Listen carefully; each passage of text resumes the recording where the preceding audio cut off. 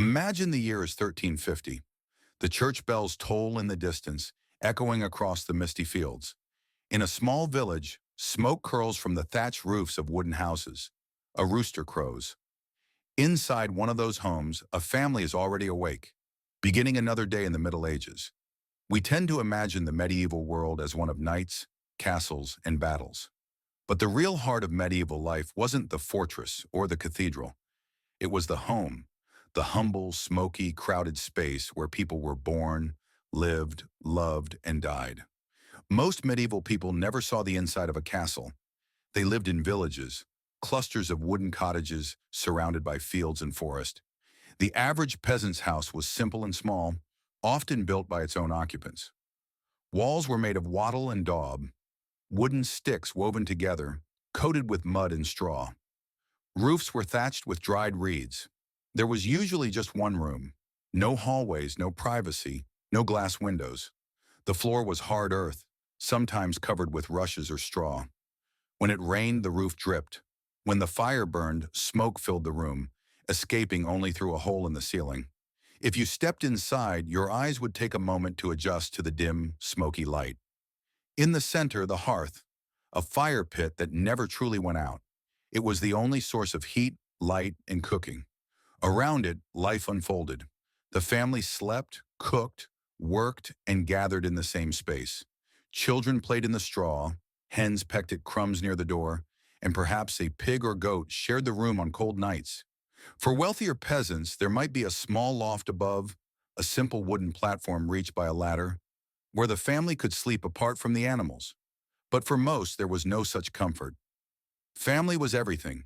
In the Middle Ages, there was no welfare, no hospitals, no safety nets.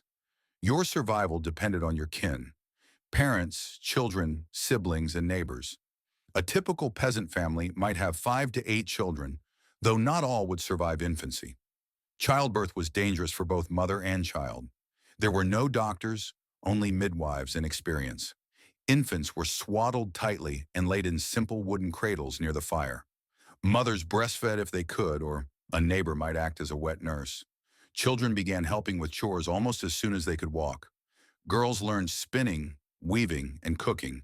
Boys learned farming, carpentry, or animal care. By the age of 12, many children were already working full-time, either at home or as apprentices in town. Privacy, as we know it, didn't exist. Everyone slept together, often in the same bed or on shared straw mattresses. Married couples, children, and sometimes servants shared a single sleeping space. The idea of private life was foreign.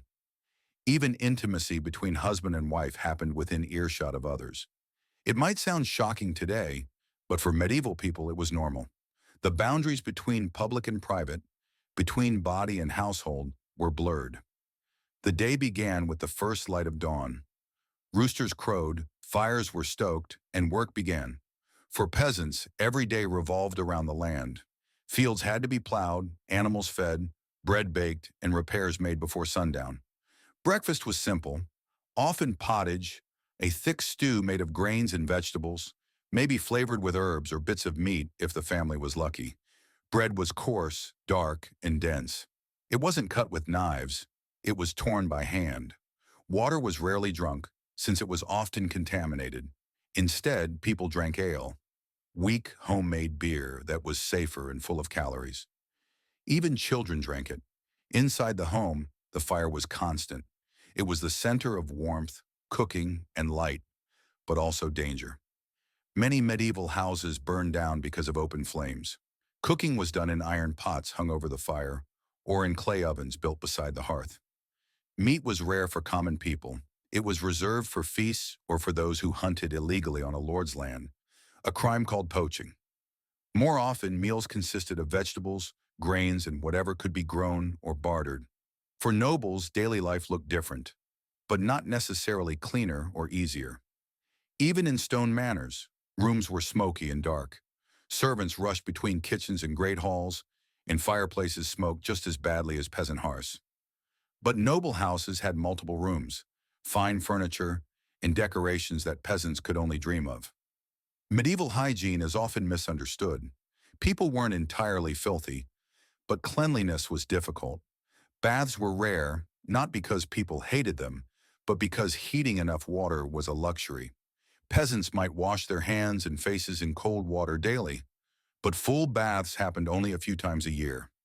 Soap existed. Teeth were cleaned with rough cloths or twigs. Perfumed herbs like mint, sage, and rosemary were chewed to freshen breath. Lice and fleas were constant companions, and bedding was regularly shaken out or burned. Toilets were another matter. Most peasants used a pit dug outside or the forest. Chamber pots existed, but they were emptied onto the street or compost heaps. Nobles had garderobes, small closet-like rooms with holes leading to a pit or the moat. It was private in name only, and the smell was dreadful. Cleanliness was as much about spiritual purity as physical hygiene. The church taught that dirt of the body was less important than cleanliness of the soul. But when the Black Death struck in the 14th century, many began to connect filth and disease for the first time. Marriage in the Middle Ages was rarely romantic, especially among the wealthy, where it was a contract between families. But among peasants, affection and companionship played a larger role. Young men and women met at church festivals, markets, or during fieldwork. Courtship might include gifts of ribbons, bread, or flowers.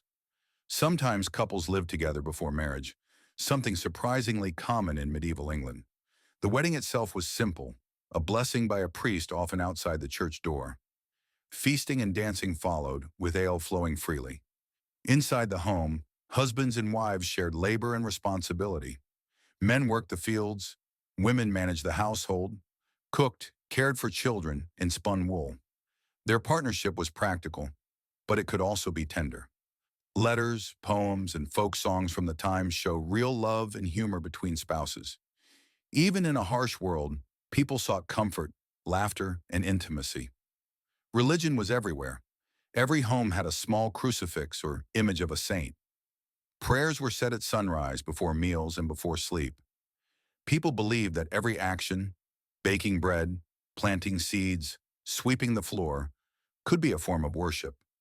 Sunday was sacred, work stopped, and families attended Mass. Church bells marked the rhythm of life: birth, marriage, death. Even the smallest cottage was part of a larger spiritual universe.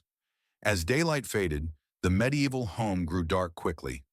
Candles were costly, so most families relied on the fire's glow. The day ended soon after sunset.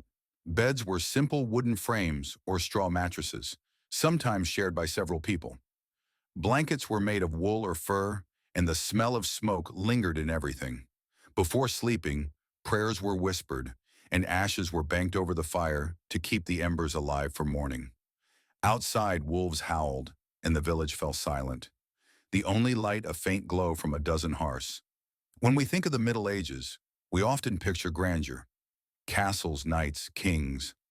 But the true Middle Ages lived inside those smoky, crowded cottages.